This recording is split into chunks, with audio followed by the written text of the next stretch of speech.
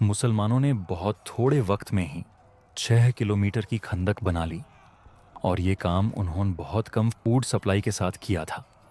और जंग के बीच यहूदियों ने मुसलमानों से गद्दारी की और मुसलमान अब बहुत इंटेंस सिचुएशन में फंस गए, क्योंकि उनके पीछे यहूदी थे और सामने मक्का वालों की 10,000 की फौज। लेकिन फिर एक ऐसे शख्स की एंट्री होती है जिसे जंग का रुख बिल्कुल बदल जाता है। खुशामदीद करता हूँ आप सबको अब्दुल टीवी के एक और नए वीडियो में। उहुद की जंग में अब्बू सुफियान जीत तो गया था, लेकिन उसका असल मकसद यानी मुसलमानों को ख़त्म करना पूरा नहीं हुआ और पूरे कॉन्फिडेंस के साथ एक बार फिर मदीना पर हमला करने की तैयारी शुरू कर दी। और इस बार अब्बू सुफियान के लश्कर में 10,000 सिपाही थे, जो कि मदीना की कुल आबादी से भी ज़्यादा थे। अब्बू सुफियान की इस तैयारी के बारे में जब रसूल अल्लाह को पता चला तो रसूल अल्लाह ने फ़ौरन एक मीटिंग असेंबल की। उस मीटिंग में एक साहबी मौजूद थे जिनका नाम था सलमान फ़ारसी। सलमान फ़ारसी ने ये राय दी कि मदीना 3 साइड से पहाड़ों की वजह से तो बिल्कुल महफूज है और मदीना में रहने वाले यहूदी भी हमारे दोस्त ही हैं, लेकिन मदीना का नॉर्दर्न पार्ट दुश्मनों के लिए बिल्कुल खुला है और अगर हम मदीना के नॉर्दर्न बॉर्डर को सुरक्षित कर लें तब हम काफ़ी हद तक काफिरों को कब्जे में ले सकते हैं।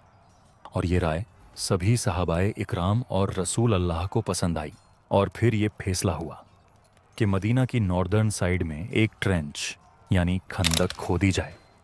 और इसलिए इस जंग का नाम जंग ए खंदक रखा गया और अब खंदक खोदने का काम शुरू कर दिया गया और हर 10 सहाबा को 120 फुट की खंदक खोदने का हुक्म दिया गया।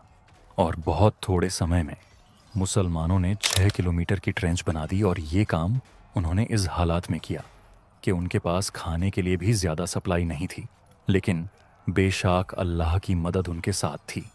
और अब खंदक खोदने के दौरान एक बहुत बड़ा पत्थर सामने आया जो कि बहुत कोशिशों के बाद भी टूट नहीं रहा था।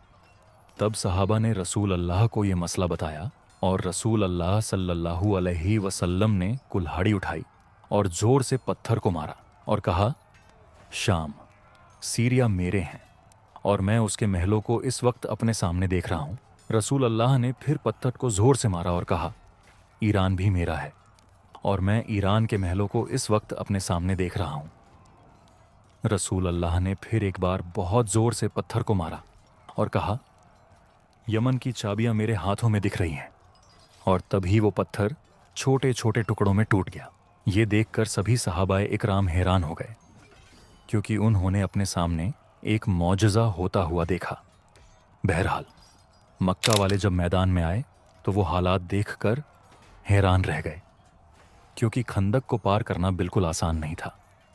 कुछ वक्त तक दोनों फौजों ने एक दूसरे के हमले का इंतज़ार किया, लेकिन फिर मक्का वालों का एक ग्रुप जिसका लीडर अब्बू जहल का बेटा इकरीमा था, कैसे ना कैसे करके खंदक को क्रॉस करके मुसलमानों तक पहुंच गया और हज़रत अली ने ग्रुप के लीडर को कत्ल कर दिया और वो सिपाही वापस अपने लश्कर की तरफ भाग गए। और अब अब्बू सुफियान ने एक साजिश रची।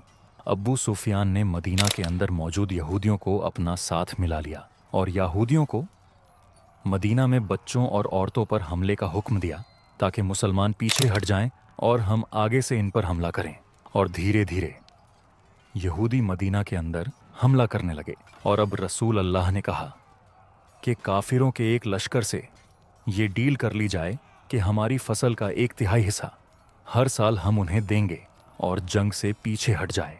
और इस पर सहाबाए इकराम ने कहा, या रसूल अल्लाह, अगर ये अल्लाह की तरफ से हुक्म है तो फिर ठीक है, लेकिन अगर आप हमारे बच्चों और औरतों की वजह से इतनी बड़ी कुर्बानी दे रहे हैं तो फिर ऐसा ना करें, हम आखिरी दम तक इस्लाम के लिए जंग करते रहेंगे।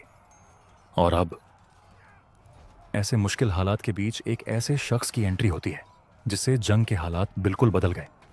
काफिरों की फौज से एक शख्स छुपके से रसूल अल्लाह के पास आता है और कहता है कि या रसूल अल्लाह, मैंने इस्लाम कबूल कर लिया है, लेकिन इस बात का किसी को नहीं पता। आप हुक्म दीजिए कि मैं आपकी क्या खिदमत कर सकता हूँ। और अब रसूल अल्लाह ने इस शख्स को इसका फरीज़ा देकर रवाना किया और ये शख्स सीधा यहूदियों के पास गया और जाकर उनसे कहा कि मक्का वाले बिल्कुल वफादार नहीं हैं। अगर मुसलमानों ने तुम पर हमला कर दिया तो मक्का वाले तुम्हारी मदद के लिए भी नहीं आएंगे। अगर तुम्हें यकीन नहीं तो उनसे सिपाही मांग कर देख लो। इतना कहकर वो शख्स काफिरों के पास वापस चला गया, और जब यहूदियों ने मक्का वालों से सिपाही मांगे तो मक्का वालों ने मना कर दिया। और ये देखकर यहूदियों ने मदीना से अपने सारे सिपाही वापस बुला लिए, और अब फिर से मुसलमानों के हालात ठीक हो गए और मुसलमान मक्का वालों से जंग में मसरूफ़ हो गए। अब खंदक की वजह से मक्का वाले मुसलमानों पर सामने से हमला नहीं कर सकते, और इस तरह एक महीना गुजर गया। और एक दिन एक ज़ोरदार तूफ़ान आया और मक्का वालों का सारा सामान, उनके टेंट, उनके बिस्तर, सब कुछ बर्बाद कर दिया और मक्का वाले वापस भाग गए। और इसी तरह अल्लाह रब्बुल इज़्ज़त की मदद से मुसलमानों ने ऐसी नामुमकिन हालात को अपने कंट्रोल में कर लिया।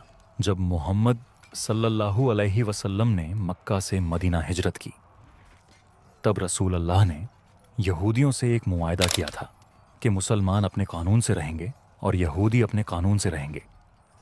लेकिन अब यहूदियों ने इस मुआहदे को तोड़ दिया था, और उसकी सज़ा के तौर पर मुसलमानों ने यहूदियों को कत्ल कर दिया।